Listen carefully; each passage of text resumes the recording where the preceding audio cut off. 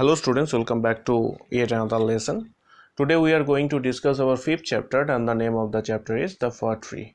So I am going to discuss the summary of the story. So listen it carefully and then I will suggest you just go through the text very nicely and it will be helpful for you. So let's start. The story is about a fir tree that is so eager to grow up and experience greater things that it cannot appreciate the present. The young fir tree spent his days wishing he was taller instead of enjoying his life. It felt embarrassed when the children called it the little fir tree. When the hare jumped over the fir tree, it became very angry because it felt the hare reiterated its diminutiveness.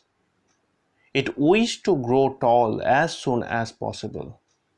The fir tree was upset to see the woodcutters chop the old trees while it got no attention.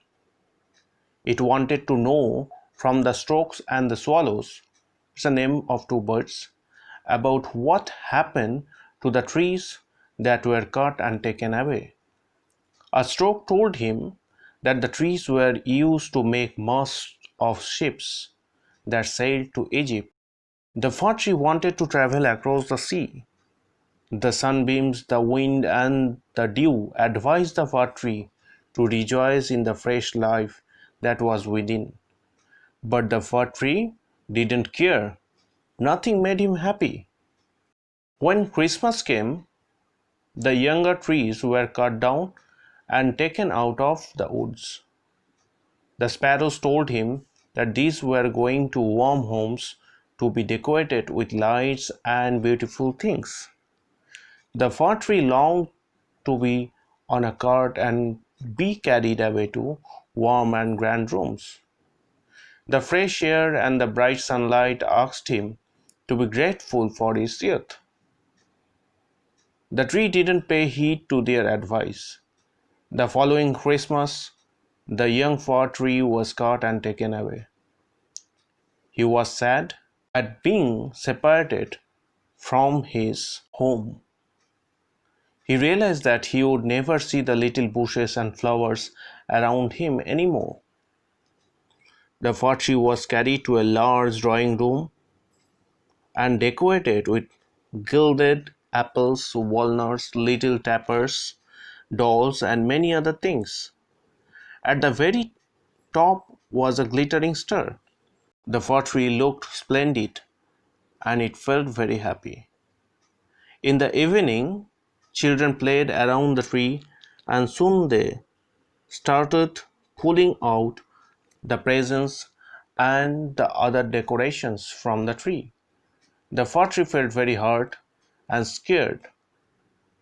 The next morning, the fir tree was dragged out of the room and put in a dark corner in the loft. Days and nights passed and nobody came. Only the mice kept him company.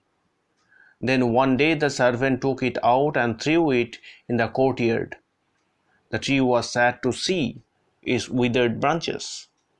The servants chopped the wood and it was burned in the fireplace. The fir tree felt repentant. He wished he had enjoyed himself when he was young. So, thus the story of fir tree comes to an end. So here in the story we come to know one thing, that we must enjoy the life, we must enjoy the present rather thinking about our future. So we must enjoy each and every moment and each and every count of the seconds. But the fir tree didn't listen the advices of the others when they told to be happy and to enjoy his life. And at the end of the story we are getting that the fir tree is repenting on his decisions, that he never enjoyed his life, rather he always thought that one day he will enjoy. So the moral of the story is that we must enjoy each and every moment, each and every time, each and every seconds of our life. So I hope the story for tree is clear to you. You must go through the text very nicely and carefully, and you will be able to understand it. So this much for today. Thank you.